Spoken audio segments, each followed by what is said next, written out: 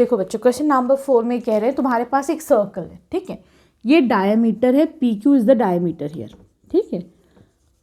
मैंने क्या करा बच्चों, इस डायमीटर से मैंने एक टेंजेंट ड्रॉ करी ए बी, दूसरी टेंजेंट ड्रॉ करी सी डी। तो you have to prove that, तो आप लिख दो कि टू प्रूव, जो हमें करना है वो क्या करना है, that A B is parallel to C D, ये आपको प्रूव करना है। तो देखो बच्चों, जब भी दो लाइंस को पैरेलल प्रूव करना होता है, एक ट्रांसवर्सल जा रही होती है, तो हम कैसे प्रूव करते हैं। देखो ये दो लाइन से एक ट्रांसवर्सल जा रही है, तो या तो तुम बच्चों उसमें ऑल्टरनेट एंगल्स को प्रूव कर दो कि वो दोनों जो है इक्वल हैं, है कि नहीं, या फिर आप कोरिस्पॉन्डिंग एंगल्स कर दो कि भाई इनका सम, ये दोनों इक्वल हैं, ठीक है।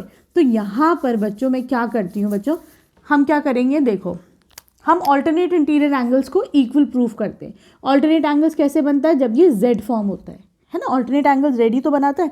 तो यहाँ पे एक ये वाला एंगल, एक ये वाला एंगल जेड बना रहा है, तो ये ऑल्टरनेट इंटीरियर एंगल है। तो देखो मैं कह सकती हूँ that angle A Q P, ये वाला एंगल क्या है, 90 डिग्री है। ऐसा क्यों है बच्चों, क्योंकि देखो हमें पता है थ्योरम 10.1, क्या है थ्योरम 10.1, कि जो टेंजेंट होती है और जो रेडियस होती है ना, वो पॉइंट ऑफ कॉन्टैक्ट पे परपेंडिकुलर होता है, ठीक है। तो हमने कह दिया ये एंगल 90 डिग्री है, ठीक है, क्लियर है। This is suppose first point.